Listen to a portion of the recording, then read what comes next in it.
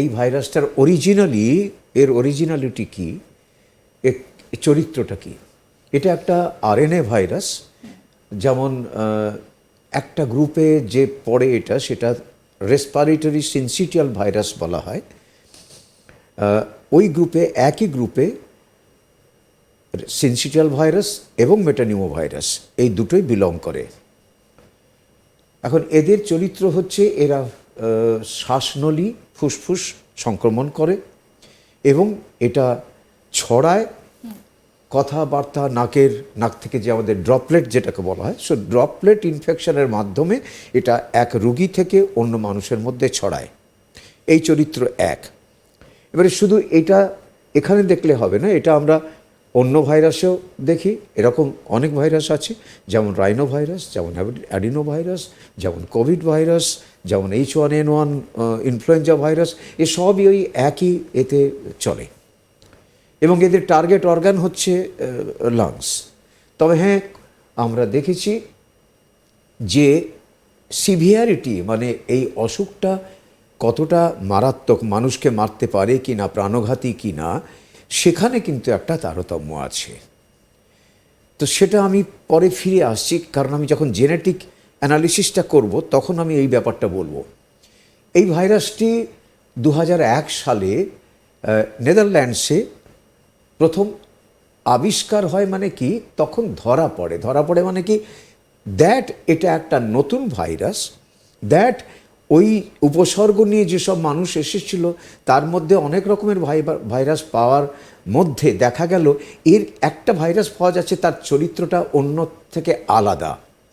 সেইটাকে তখন ওটাকে এস্টাবলিশ করা হলো, ইটস এ নিউ ভাইরাস, এবং সেটাকে নামকরণ করা হলো ওইভাবে।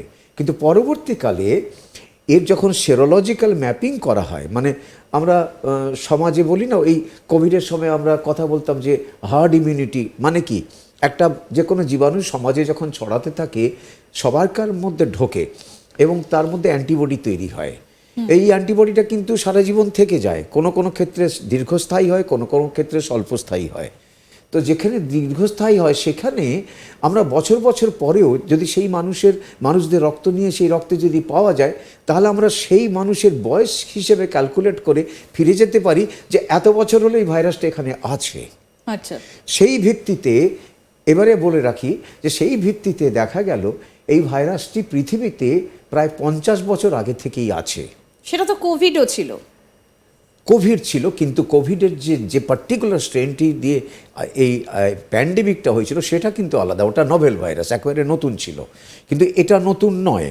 এবং এই যে ভাইরাসটি, এর একটা সিস্টার ভাইরাস আছে, তার মানে এর স্যাঙাত আছে, সেটা হচ্ছে এভিয়ান মেটানিউমো ভাইরাস, অর্থাৎ পাখিদের মধ্যে হয়।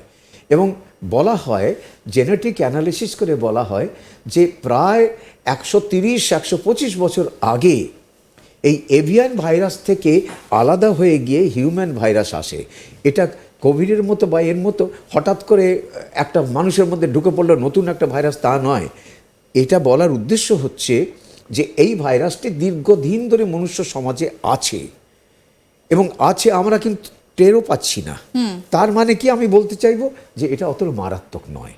এখানে ভয় পাওয়ার এটা কি সম্ভব যে চীন তৈরি করলো এরকম একটা ভাইরাস ল্যাবরেটরিতে, তারপর সেটা ছড়িয়ে দিল? এটা কি কখনো সম্ভব? এটা তো আমরা ডাক্তাররা আমরা কি করে বলবো চীন তৈরি করেছে কি রাশিয়া তৈরি করেছে কি ভারতবর্ষ তৈরি করেছে, সেটা তো আমাদের না, আমি মানে যেটা আপনার কাছে জানতে চাইছি যে এইভাবে কি ভাইরাস কোনো পরীক্ষাগারে তৈরি করা সম্ভব? হ্যাঁ হ্যাঁ, যে কোনো এতে আমরা বিভিন্ন জীবাণু, এই পার্টিকুলারলি ভাইরাস, এগুলো তৈরি করা যায় মানে কি, একটা ভাইরাসকে নিয়ে তার জেনেটিক চেঞ্জেস করে দিয়ে ওটাকে নতুন একটা স্ট্রেন বার করা যায়, সেটা করা যায়।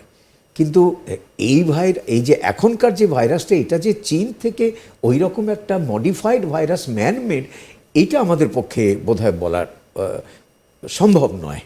কিন্তু এই ভাইরাসটা, তার চরিত্রটা কি, মানে কি করে মানুষ বুঝবে যে এই HMPV ভাইরাসে সে আক্রান্ত? এর চরিত্রটা কি? আমি তো আগেই বললাম, একটু আগে, যে এটা সর্দি, কাশি, জ্বর এইসব হয়, খুব বেশি হলে যাদের ওই বয়স্ক মানুষ 65 বছরের ওপরে, 70 বছর 80 বছর বয়স, তাদের মধ্যে যদি কোনো ফুসফুসের অন্য কোনো অসুখ থাকে, যেমন সিওপিডি, যেমন অ্যাজমা, এগুলো যদি থাকে, তখন এটা জটিল হয়ে যায়। কারণ অলরেডি সে লাংসটা জখম হয়ে আছে। এই জখম লাংসে যখন আর একটা ভাইরাস ঢোকে, তার যে প্রক্রিয়াটা শুরু করে, সেই প্যাথোলজিক্যাল প্রসেস যেটা হয়, সেটা অ্যাডেড হয়ে যায় অলরেডি এক্সিস্টিং প্যাথোলজির ওপরে। সেই জন্য তার যে বহিঃপ্রকাশটা মানুষের ওপরে, যে তার যে প্রকোপটা, সেটা খুব বেশি বাড়াবাড়ি হয়ে যায়। তখন মানুষের প্রাণের সংশয় থাকে। কিন্তু এই সময়, মানে শীতের এই সময়টা, এমনিতেই তো মানুষের মধ্যে জ্বর, সর্দি, কাশির প্রকোপ দেখা দেয়, এবং গত 2 বছর যদি আমরা দেখি, এই সময় অ্যাডিনোর প্রকোপ এই সময়টা ভীষণভাবে ছিল।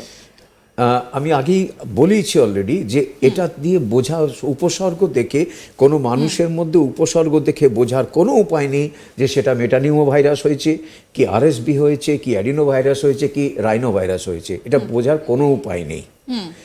একমাত্র পরীক্ষাগারে সে নাক বা গলার লালা নিয়ে বা কফ পরীক্ষা করলে তবে গিয়ে সেটা বোঝা যাবে ভাইরাসটা কি ভাইরাস আছে সেখানে।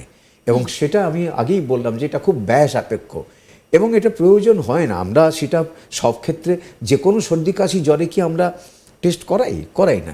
এত বছর ধরে তো, 50 বছর ধরে ভাইরাসটা পৃথিবীতে রয়েছে। কত লোক মারা গেছে মেটানিউমো ভাইরাস? কোনো রেকর্ড আছে? কিছু নেই। এর কোনো ওষুধও তৈরি করার কোনো তাগিদ নেই, এর ভ্যাকসিন তৈরি করার কোনো তাগিদ নেই। তার মূল কারণ হচ্ছে এটা মারাত্মক নয়, এটা প্রাণঘাতী নয়।